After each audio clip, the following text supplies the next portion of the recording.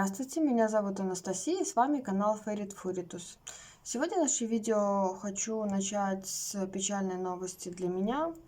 У меня не осталось, к сожалению, ни одного хорька. Все они ушли ввиду своего пожилого возраста. Для меня это печалька.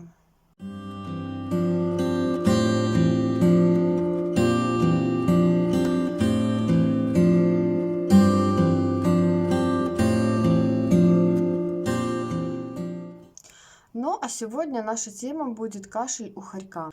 Хорьки часто кашляют, когда чем-то подавятся.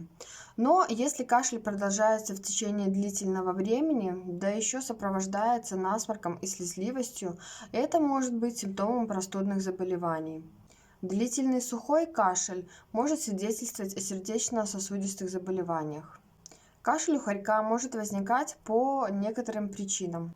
Первая причина – это наличие глистов. Нематоды в личиночной стадии, которые паразитируют в дыхательной системе. Поэтому, если вы не гнали глистов, сделайте это обязательно. Обычно глистов прогоняют весной и осенью. Вторая причина в щенячьем возрасте может быть рахит, при котором очень часто происходит деформация грудной клетки и сдавливание легких, что уменьшает их функциональные возможности.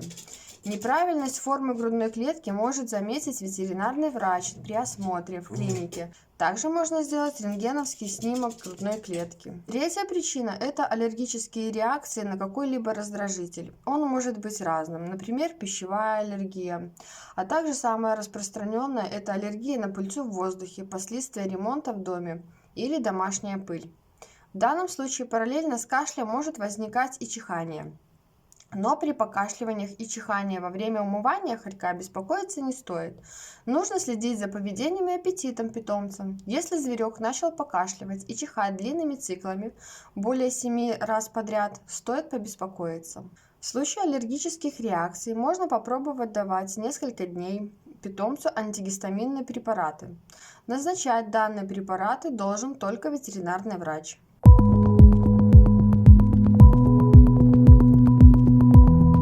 Четвертая причина – это может быть воспаление верхних дыхательных путей. Оно обычно характеризуется повышенной температурой тела животного.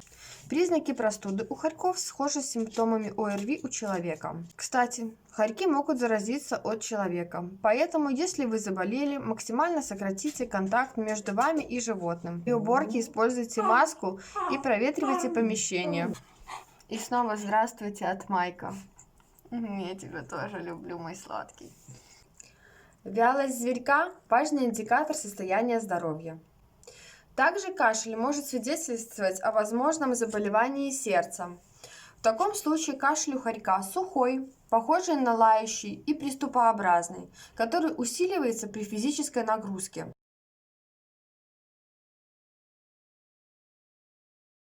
Из заболеваний сердечно-сосудистой системы застойная кардиомиопатия – это самое распространенное заболевание.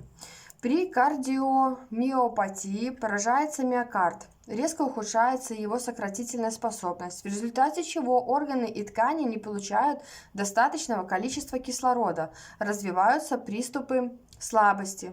Развивается в основном у стареющих хорьков в возрасте 5-7 лет. Возможно, к развитию кардиомиопатии приводит недостаток аминокислоты таурина в рационе. Симптомы. Сухой, часто повторяющийся кашель, приступы слабости, снижение двигательной активности хорька, тяжелое пробуждение ото сна. В дальнейшем появляется затрудненное дыхание, отечность брюшной полости в результате скопления жидкости.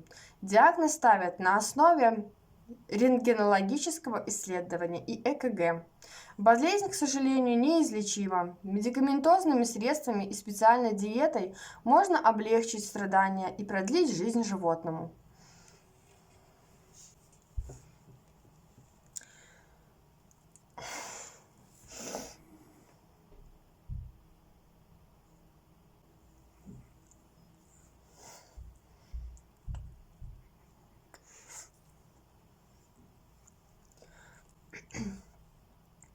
Меры профилактики кашля у хорьков.